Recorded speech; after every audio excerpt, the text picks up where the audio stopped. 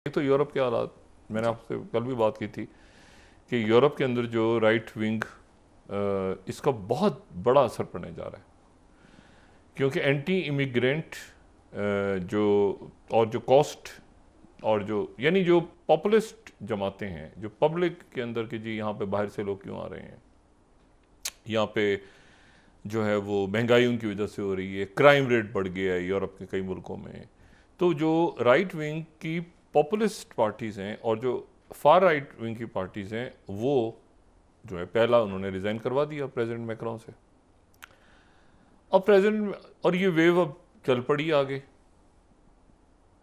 अच्छा, अब प्रेसिडेंट उसके साथ ही ये ध्यान में रखें कि आज पाकिस्तान में एक नोटिफिकेशन इशू हुआ है वजारत दाखिला का कि जितने लोग पाकिस्तान से बाहर गए हैं, जिन्होंने असाइलम अप्लाई किया या असाइलम ले चुके हैं पहले, उनका पाकिस्तानी पासपोर्ट ख़त्म हो रहा है हमेशा के लिए।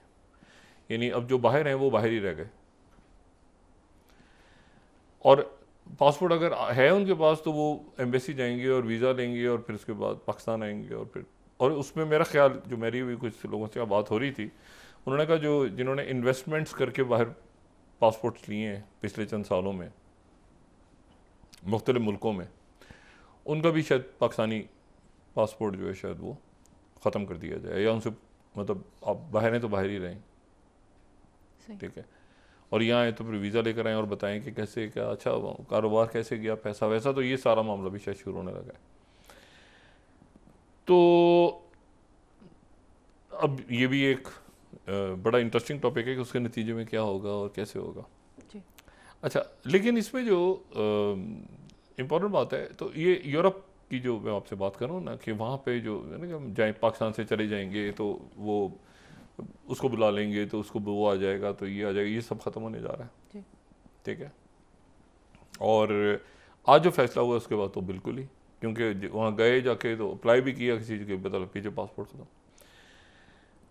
तो ये प्रेसिडेंट मैक्रोन ने फ्रांस इंपॉर्टेंट हो गया, पूरी पूरी दुनिया की नज़र इस वक्त फ्रांस यूरोप पे चली गई। यूरोप में पहले ही एक क्योटिक सी सूरत हाल थी ब्रेग्जिट के बाद, उससे पहले फिर यूक्रेन वॉर के बाद। प्रेसिडेंट मैक्रोन के पास दो तीन चीज़ें हैं। एक एकदम इलेक्शन आ गया ना, ये जैसे कि ऋषि सुनाक आ गया था, इनके 3 साल बाकी हैं अभी, ये ध्यान में रखें। ये भी प्रेसिडेंट मैक्रोन जा नहीं रहे, ठीक है ना। ये पार्लियामेंट के अगर इलेक्शन होगा तो एक तो ये हो सकता है कि पार्लियामेंट में जो है वो इन्हीं की पार्टी जीत जाए, मेजॉरिटी ले जाए, तो फिर तो सुकून, और ये अगले 3 साल गुजारें, 2 साल गुजारें, इन्होंने 3 साल हैं। एक ये है कि वो जो लिपिन की पार्टी है राइट विंग की, वो पार्लियामेंट में आ जाए, और वो पार्लियामेंट में आ जाए, मेजॉरिटी ले जाए, और उनके प्राइम मिनिस्टर आ जाएं, जॉर्डन वर्ड जो हैं 28 साल के जो उनके ओपोनेंट, वो आ जाएं। और क्योंकि लिपिन तो सदर की उम्मीदवार है ना 2027 में, तो फिर उसमें ये होगा कि सदर ये रहेंगे और पार्लियामेंट में जो है अपोजिशन होगी, और बस इनके इख्तियारात महदूद हो जाएंगे। लेकिन ये इस दौरान पार्टी मुनज़्ज़म करके आगे पीछे दाएं बाएं थोड़े से बिल वगैरह ये रोक सकते हैं चीज़ें, लेकिन प्रेसिडेंट रह सकते हैं। ये कोई ऐसा तरीका नहीं है, वहाँ पर ऐसा सिलसिला नहीं है कि पार्लियामेंट इनको मजबूर करे कि आप रिज़ाइन करें। ये प्रेसिडेंट ये रहेंगे, वज़ीर आज़म, और सारे इख्तियारात पार्लियामेंट के पास ले जाएंगे, डोमेस्टिक, इमिग्रेशन, ये वो सारा। तो ये हो सकता है कि प्रेसिडेंट मैक्रोन कहे कि ठीक है, अब जो कुछ अंदर हो रहा है तो फैसले वो कर रहे हैं, तो उनकी मकबूलियत नीचे होती है, तो फिर उसके बाद ये देखें कि कैसा काम चल रहा है। तो तीसरा ये कि वो कोई मेजॉरिटी ना आ सके किसी की इलेक्शंस के नतीजे में 7 तारीख को, तो उसमें फिर ये नॉमिनेट करेंगे ये इत्तेहादी। तो अभी एक बड़ा वहाँ पे एक पॉलिटिकल टर्मोइल अचानक यूरोप में खड़ा हो गया, और ये सारा यूरोप के अंदर उसको खड़ा हुआ है जब जो ये टर्मोइल सारा है, इसमें ज़ाहिर है बरतानिया में इलेक्शन होना है, इसमें अमेरिका का इलेक्शन होना है, इसमें ईरान में इलेक्शन होना है, इसमें बहुत सारे इलेक्शन, जो इंडिया में इलेक्शन हुआ है अब उसमें भी वहाँ पे मुख्तलिफ, ज़ाहिर है वजारतें तो चली गई सारी और वो आ भी गए लोग मुख्तलिफ, लेकिन ये है कि 18वीं लोकसभा उनकी, और उसमें जो है वो उनके 72 मेरे ख्याल से उनके वज़ीर हैं, काफ़ी अच्छी बड़ी काबीना है उनकी, और उनकी जो काबीना है उसमें जो हैं वो दलित भी हैं, उसमें बैकवर्ड एरियाज़ के लोग भी हैं, उसमें बुद्धिस्ट भी हैं, जो वहाँ एक बात चल रही है। और उसमें जो है मुख्तलिफ जो उसमें क्रिश्चियंस की भी नुमाइंदगी है, ज़ाहिर है होनी चाहिए, उसमें सिख भी हैं, उसमें सबकी नुमाइंदगी है, 72 वज़रा। लेकिन तारीख़ में, भारतीय तारीख़ में पहली दफ़ा कोई ऐसी काबीना बनी है जिसमें कोई मुसलमान नहीं है जी। अच्छा, अब मुसलमान नहीं है तो शामिल कर लिया जाए, लेकिन पता चला कि बीजेपी की टिकट पे कोई मुसलमान है ही नहीं, यानी कोई एमपी नहीं बना मुसलमान, तो वजीर कैसे बनाएंगे? चलें बीजेपी का नहीं है कोई बना, तो चलें जो एनडीए का इत्तेहाद है, तो उस इत्तेहाद में से किसी को उठा लें, ठीक है, 274 सीटें हैं ना उस इत्तेहाद की, तो वहाँ से किसी मुसलमान, तो जो हुक्मरान इत्तेहाद है जिसकी 274 सीटें, उनमें भी कोई मुसलमान नहीं है। यानी जो हुक्मरान इत्तेहाद है उसमें कोई मुसलमान है ही नहीं कि जिसको काबीना में लाके और वजीर बनाया जाए। तो पहली दफ़ा ये हुआ है कि एक एनडीए की हुकूमत बनी है बीजेपी की जिसमें कोई मुसलमान ही नहीं है। और ये जो है अब एक मतलब अब जाहिर है उनकी इंटरनल पॉलिटिक्स है, लेकिन इसके क्या इफेक्ट्स होते हैं। और एक मुझे आज बड़ी हैरत हुई, वहाँ पे एक बड़ा अफसोसनाक वाक़या पेश आया। मैं अभी आता हूँ ज़रा ये बाकी सारी चीज़ों पे। एक वहाँ पे बड़ा अफसोसनाक वाक़या पेश आया है, ये राइसी का इलाका है कोई वहाँ पे मकबूजा कश्मीर में, तो वहाँ पर कोई दहशत गर्दी का वाक़या हुआ है और उसमें उन्होंने वहाँ पर जो है वो एक बस गिरी है, उसके ऊपर अटैक हुआ है, उसके बाद उसमें 9 लोग शायद जाम बहक हुए हैं। लेकिन जो असल बात है वो ये जो 14th स्लाइड अगर हम दिखाएं, times of India, India will start war.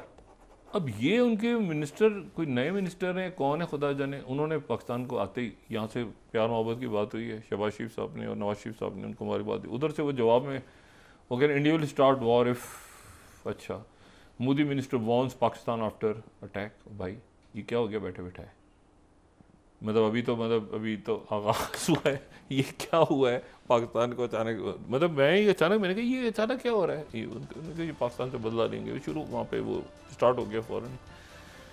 तो ये एक बड़ी अजीब सी बात है। फिर उसके बाद जो है जनाब सेक्रेटरी ब्लिंकन, अक़वाम मुत्तहिदा ने करारदाद मंजूर कर ली। यानी जो अमेरिका का प्लान था, अमेरिका ने जो प्रेसिडेंट बाइडेन का प्लान था, वो प्रेसिडेंट बाइडेन का जो प्लान था उसको उन्होंने पीस एग्रीमेंट उन्होंने अक़वाम मुत्तहिदा में पेश किया। 15 सिक्योरिटी काउंसिल के अंदर मेंबरान होते हैं, 5 परमानेंट और बाकी 10 रोटेशन पे होते हैं।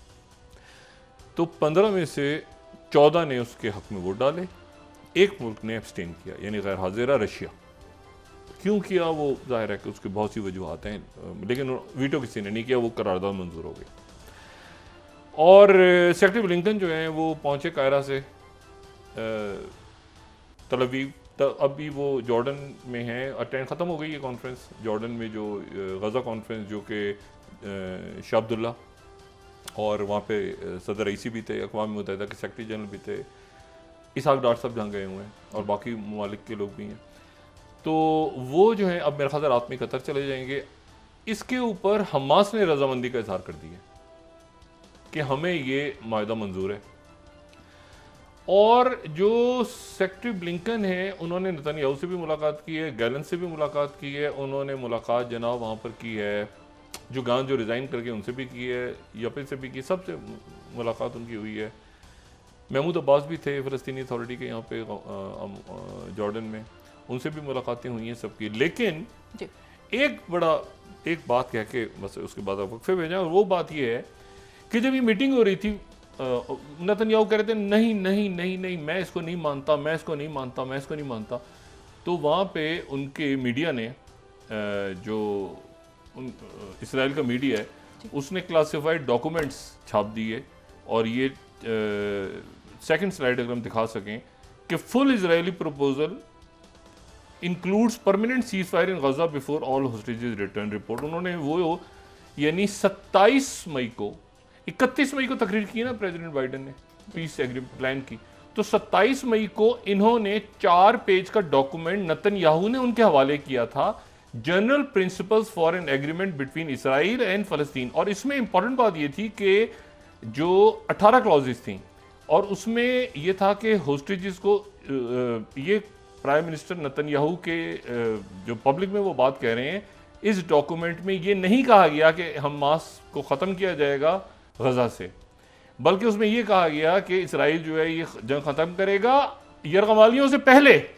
ये डॉक्यूमेंट्स जो बाइडेन कह रहे थे ना, प्रेसिडेंट बाइडेन के ये इजरायली एग्रीमेंट है, वो उसकी डॉक्यूमेंट्स उन्होंने छाप दिए कि ये 27 तारीख को इन्होंने भेजा था। पहले हिस्से में क्या है, पहले फेज में हमास तमाम खवातीन को, 50 साल की उम्र से ज़्यादा मर्दों को, बीमारों को, ये जख्मियों को 33 हॉस्टेज रिलीज करेगा। इसराइल 30 फलस्तीनी हर यरगमाली के बदले और 50 कैदी हर खातून सिपाही के बदले, including terror convicts based on list provided by Hamas, रिहा करेगा। ये नेतन्याहू भेज चुके हैं, ये छप गया वहां पे। उसके बाद a phase release of hostages starting with 3 female civilians on day 1 and ये उसके बाद एडिशनली होता जाएगा। Release of Hisham, Said and Avera, ये सारे एज वेल एज 47 फलस्तीनी रीअरेस्टेड, ये सबको छोड़ा जाएगा। उसके बाद इनडायरेक्ट नेगोशिएशन शुरू होंगी 16वें दिन, not later than concluding by end of 5वां हफ्ता, ठीक है। उसका फर्स्ट फेज खत्म होगा, फिर सस्टेनेबल काम होगा, फिर ये हॉस्टिलिटीज खत्म होंगी, इजरायली विड्रॉल हो जाएगा before exchange of soldiers and remaining man.